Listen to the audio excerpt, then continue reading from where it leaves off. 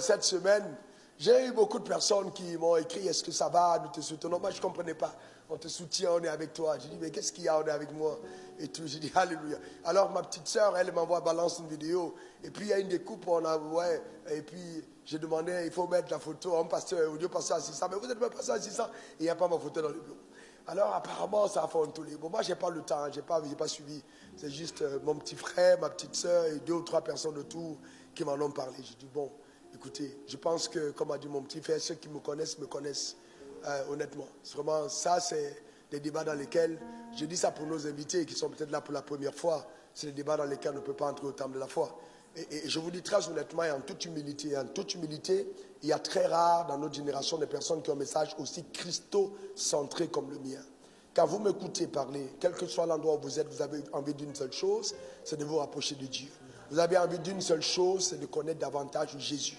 Je ne suis pas un messager qui se prêche lui-même, qui demande aux gens de l'adorer. Jamais ça n'arrivera.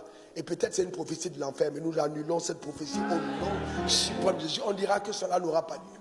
Mais cependant, il est important, quand même, pour la maturité des saints, il est important de comprendre que quand on enseigne, il y a souvent des tournures qu'un enseignement peut prendre. Mais quand vous êtes là et que vous avez écouté par l'esprit, vous ne vous arrêtez pas sur une petite séquence de mots. Vous voyez, il y a l'esprit de ce qu'on est en train de dire. Je dis encore ceci.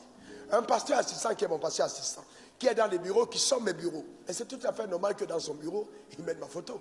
Il n'y a même pas, il y a pas mal là-dessus. C'est tout à fait normal. Et encore, aller dans les bureaux du pasteur, des pasteurs bureaux qui sont là, vous ne trouvez pas ma photo dans les bureaux. Alors, l'esprit est simple. C'est dire ceci. Vous ne pouvez pas être même un assistant, que ce soit à l'église ou ailleurs, et que vous n'ayez pas l'honneur à l'égard de celui dont vous êtes assistant. Quand on franchit la porte de votre bureau, on doit savoir qui a l'autorité sur vous. C'est tout à fait normal. Quand vous êtes dans l'évangile, c'est normal. C'est normal. Satan déteste ça parce qu'il n'a jamais été soumis.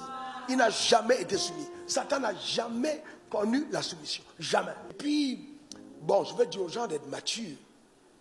Si Jésus était dans notre ère, vous imaginez le genre de découpe de ces messages? Ça allait être terrible. Hein? On allait dire, ah, Jésus a fauté les gens aujourd'hui dans le temple. Et puis, paf, ça devient viral.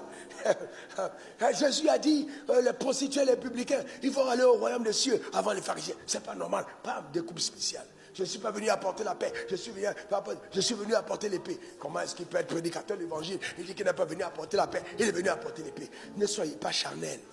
Ne soyez pas charnels. Comprenez l'esprit des discours. C'est important.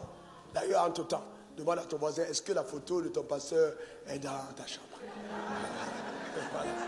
Voilà.